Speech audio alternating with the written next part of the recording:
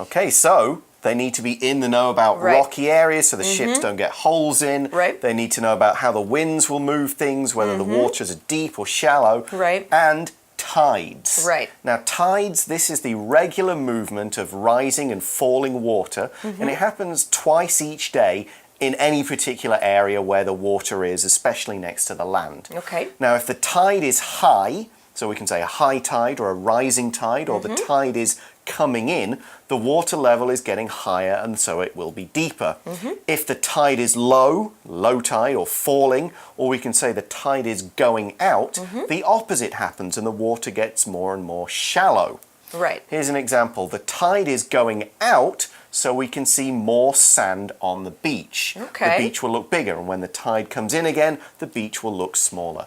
I have an interesting fact about the maritime provinces where I'm from. Both of the provinces, New Brunswick and Nova Scotia, have the highest tides in the world. So the water level, like the difference between low and high is the greatest? Is the greatest in the whole world.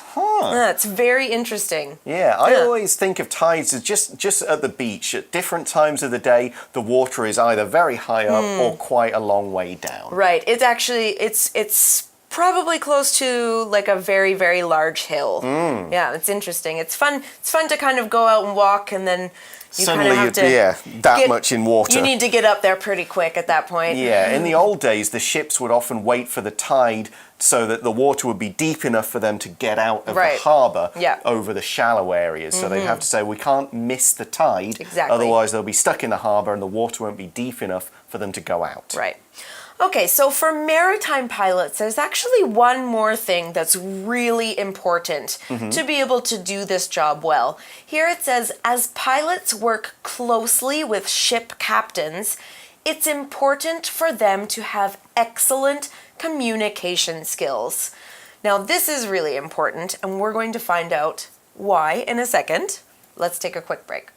In that sentence, we used the grammar pattern it with a be verb, like it is, and then we followed it with an adjective, such as it is important, it is hard, it is easy. We're doing that to introduce what it is. Now, that's why we use the pattern it's plus adjective plus to plus a verb. We can talk about a person in there too. We can say it's hard for Emily to, and then go on from there, but we don't need to say for Emily all the time. Now, the to plus a verb, to spell, to eat, to walk, that's an infinitive, and in this case, it acts as the noun and the subject in this sentence.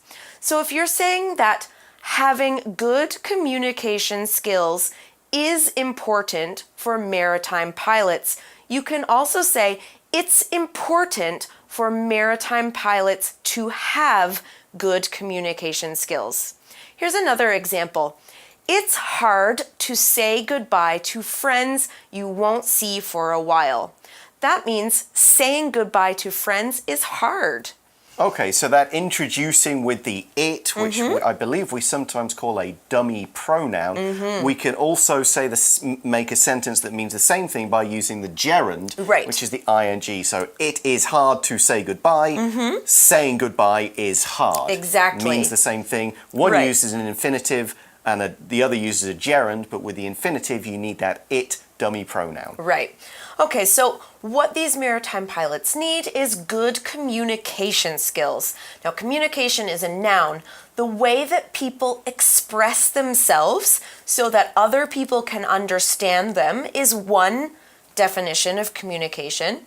And another is the process of talking or speaking or writing with other people so that you can share your ideas, your information, or your feelings. Now, I have two example sentences for you here. I think Sherry would be a great manager. She has excellent communication skills. That means she can communicate very well. Here's the second example. Without a phone or computer, communication would be impossible for Tim.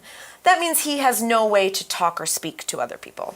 Okay, so what we're saying is these pilots, they need to be able to communicate very well so that the people on the ship know exactly what they have to do. Also, you're talking to the people on land. Right. And I guess if you're the captain, you're giving this guy command of your ship. It's not an easy thing to do. You want a lot of trust between you. And so communication is important. Right. And one reason why it's also important is we see in the article, maritime pilots' mistakes can have huge environmental and economic costs. Right.